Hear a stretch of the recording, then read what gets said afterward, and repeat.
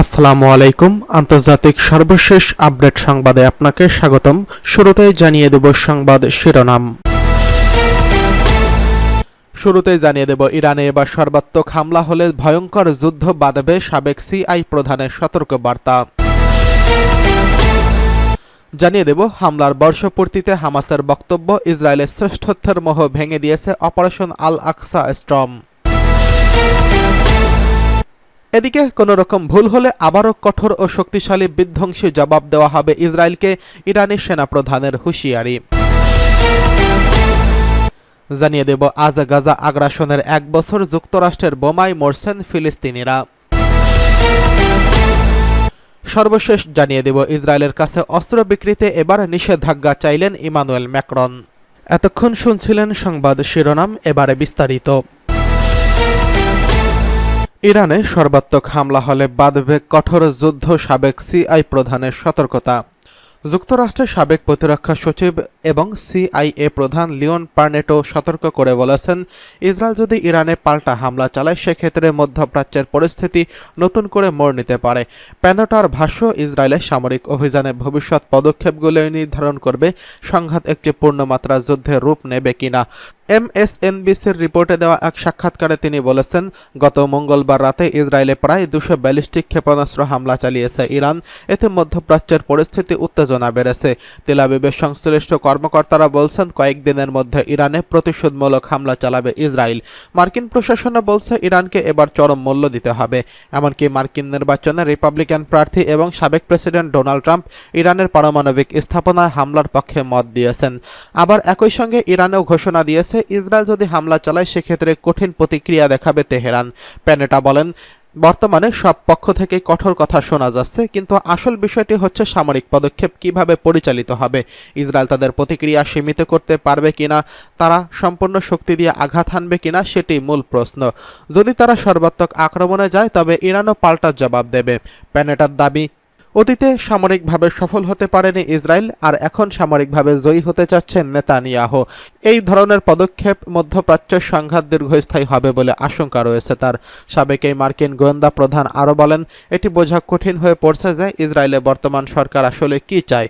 গত ৭০ বছরে ইসরায়েল সামরিকভাবে কখনোই তাদের সব লক্ষ্য অর্জন করতে পারেনি এবং এই ধারা চলমান থাকলে ভবিষ্যতে সামরিক পদক্ষেপগুলো প্রভাবিত হতে পারে। এদিকে হামলার বর্ষপূর্তিতে হামাসের বক্তব্য, ইসরায়েলের শ্রেষ্ঠত্বের মোহ ভেঙে দিয়েছে অপারেশন আল আকসা স্টর্ম। হামাস বলছে, গত বছরের ৭ই অক্টোবর গাজা থেকে ইহুদিবাদী ইসরায়েলের ভেতরে যে অপারেশন আল আকসা স্টর্ম পরিচালনা করা হয়েছিল তাতে দখলদার শক্তির শ্রেষ্ঠত্বের মোহ ভঙ্গ হয়েছে। হামাসের রাজনৈতিক শাখার সিনিয়র সদস্য খলিল আল হাইয়া ৭ই অক্টোবর অভিযানের বার্ষিকী উপলক্ষে গতকাল এক টেলিভিশন সাক্ষাৎকারে এই কথা বলেছেন। তিনি বলেছেন, এই অভিযানের মধ্য দিয়ে ফিলিস্তিনের যোদ্ধারা বীরত্বগাথা রচনা করছেন, যা ক্ষমতার ভারসাম্য বদলে দিয়েছে। তিনি বলেন, আমাদের লক্ষ্য একদম পরিষ্কার, আমরা আমাদের ভূমি এবং পবিত্র স্থানের পূর্ণ স্বাধীনতা চাই। আমরা চাই ফিলিস্তিনের সার্বভৌমত্ব, স্বাধীন ফিলিস্তিন রাষ্ট্র এবং যে সমস্ত মানুষ উদাস্ত হয়েছেন তাদেরকে মাতৃভূমিতে ফিরিয়ে আনতে। গত বছরের ৭ই অক্টোবর হামাস এবং জিহাদ আন্দোলনের যোদ্ধারা গাজা থেকে ইসরায়েলের ভেতরে অভিযান চালায় এবং এতে বহু সংখ্যক ইসরায়েলি সেনা এবং অবৈধ বসতি স্থাপনকারী নিহত হয়। পাশাপাশি অন্তত ২৪০ জন ইসরায়েলিকে বন্দী করে গাজায় নিয়ে যায়। এরপর থেকে ইহুদিবাদী ইসরায়েল গাজায় লাগাতার বিমান হামলা চালিয়ে যাচ্ছে, পাশাপাশি অবরুদ্ধ এই গাজা উপত্যকায় ভয়াবহ আগ্রাসন ও গণহত্যা চালাচ্ছে। এতে এ পর্যন্ত প্রায় ৪২,০০০ ফিলিস্তিনি শহীদ হয়েছেন, যার বেশিরভাগই রয়েছে নারী ও শিশু। এ প্রসঙ্গে খলিল আল হাইয়া বলেন, দখলদার ইসরায়েল সরকার গায়ের জোরে তাদের লক্ষ্য অর্জন করতে পারবে না। ফিলিস্তিনিদের চলমান লড়াইয়ের কথা উল্লেখ করে তিনি বলেছেন, ১ বছর পরে এসে আমাদের জনগণ তাদের প্রতিরোধ, রক্ত এবং দৃঢ়তা দিয়ে ইতিহাসের নতুন অধ্যায় রচনা করে চলছে। টেলিভিশন সাক্ষাৎকারে খলিল আল হাইয়া গাজা সংগ্রামে সরাসরি সহযোগিতা করার জন্য ইসলামী প্রজাতন্ত্র ইরান, লেবানন, ইরাক এবং ইয়েমেনের প্রতি কৃতজ্ঞতা জানিয়েছেন। তিনি বলেছেন, এসব দেশ থেকে ইহুদিবাদী ইসরায়েলের গভীর অভ্যন্তরে যে ক্ষেপণাস্ত্র দিয়ে হামলা চালানো হয়েছে তাতে যুদ্ধের গতি প্রকৃতি উল্লেখযোগ্যভাবে বদলে গেছে। সাক্ষাৎকারে তিনি বিশেষভাবে ইরানের অপারেশন ট্রু প্রমিসের কথা উল্লেখ করে বলেন, ইরানের হামলার কারণে যুদ্ধক্ষেত্রের চেহারা দিন দিন বদলে যাচ্ছে। খলিল আল হাইয়া অন্য মুসলিম দেশগুলোকে ফিলিস্তিনের প্রতি দৃঢ় দৃঢ় সমর্থন দিয়ে এগিয়ে আসার আহ্বান জানিয়েছেন। এবার ইসরায়েলকে ইরানি সেনাপ্রধানের কঠোর হুঁশিয়ারি, কোনোরকম ভুল করলে শক্তিশালী জবাব এবং বিধ্বংসী জবাব দেওয়া হবে। ইসলামী প্রজাতন্ত্র ইরানের সেনাবাহিনীর প্রধান major general Abdur Rahim Musavi বলছেন, ইহুদিবাদী ইসরায়েল যদি ইরানের সাম্প্রতিক প্রতিশোধমূলক হামলার বিষয়ে কোনো রকম ভুল করে তাহলে তারা আরও বেশি কঠোর, শক্তিশালী এবং ধ্বংসাত্মক জবাব পাবে। ইরান থেকে ইহুদিবাদী ইসরায়েলের বিরুদ্ধে কয়েকশো ক্ষেপণাস্ত্র দিয়ে দ্বিতীয় দফায় হামলা চালানোর 5 দিন পর গতকাল জেনারেল মুসাভি এই কথা বলেছেন।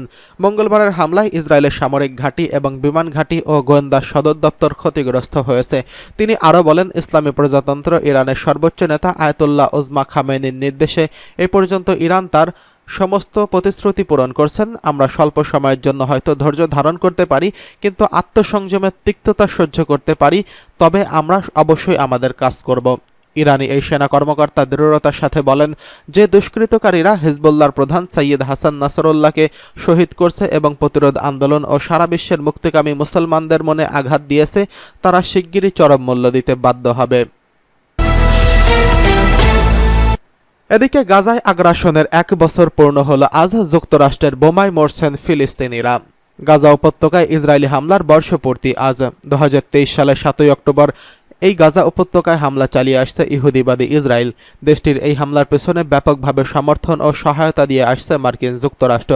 তাদের সরবরাহ করা বোমায় নির্বিচারে প্রাণ হারাচ্ছেন ফিলিস্তিনিরা।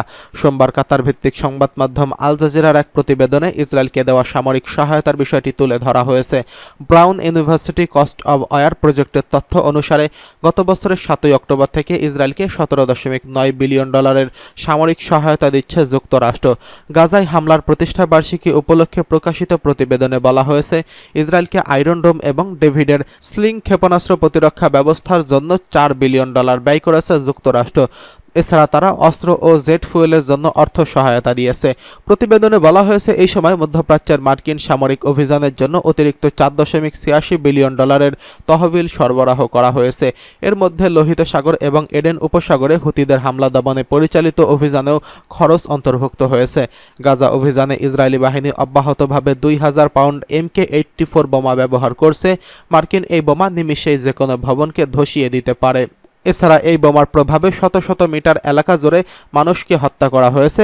আল জাজিরা জানিয়েছে, মার্কিন এই বোমাগুলো F-15 এবং F-16 সিরিজের যুদ্ধ বিমান থেকে ফেলা হয়েছে। এটি মার্ক 80 সিরিজের বর্ধিত সংরক্ষণ। 2000 পাউন্ডের এই বোমা 1000 ফুট এলাকা জুড়ে ধ্বংসলীলার স্বাক্ষর রেখে যায়। এটির ফলে মাটির গভীরে 33 থেকে 50 মিটার গভীর খাদের সৃষ্টি করে। এদিকে ইসরায়েলের কাছে অস্ত্র বিক্রিতে নিষেধাজ্ঞা চাইলেন ইমানুয়েল ম্যাক্রন। ফ্রান্সের প্রেসিডেন্ট ইমানুয়েল ম্যাক্রন ইসরায়েলে অস্ত্র সরবরাহের ব্যাপারে নিষেধাজ্ঞা দেওয়ার আহ্বান জানিয়েছেন। বর্তমানে লেবাননে আগ্রাসন শুরু করেছে ইসরায়েল। ফ্রান্স ইন্টারকে দেওয়া এক সাক্ষাৎকারে ম্যাক্রো এই আহ্বান জানিয়েছেন। তিনি বলেছেন, আমি আজকের এই সময়ে দাঁড়িয়ে মনে করি রাজনৈতিক সমাধানে ফিরে যেতে গাজায় যুদ্ধ করার জন্য ইসরায়েলকে অস্ত্র সরবরাহ না করাই এখন আমাদের অগ্রাধিকার। ফ্রান্স কোনো অস্ত্র সরবরাহ করছে না। ফ্রান্স ইসরায়েলে অস্ত্র সরবরাহকারী শীর্ষস্থানীয় কোনো দেশও নয়। তবে ইউরোপীয় ইউনিয়ন গুরুত্বপূর্ণ কণ্ঠস্বর ও জাতিসংঘের নিরাপত্তা পরিষদের স্থায়ী সদস্য হিসেবে গাজায় রাজনৈতিক সমাধানের আন্তর্জাতিক প্রচেষ্টায় দেশটির বড় ভূমিকা রয়েছে। গত সেপ্টেম্বরে ইসরায়েল কিছু অস্ত্র রপ্তানি স্থগিত করেছিল যুক্তরাজ্য। তখন দেশটি বলেছিল, এসব অস্ত্র ব্যবহারে আন্তর্জাতিক মানবিক আইনের গুরুতর লঙ্ঘনের স্পষ্ট ঝুঁকি রয়েছে। ম্যাক্রো ইসরায়েলের প্রধানমন্ত্রী নেতানিয়াহুর লেবাননে সেনা পাঠানোর সিদ্ধান্তের সমালোচনা করেছেন। তিনি বলেছেন, উত্তেজনা এড়ানোই এখন অগ্রাধিকার হওয়া উচিত।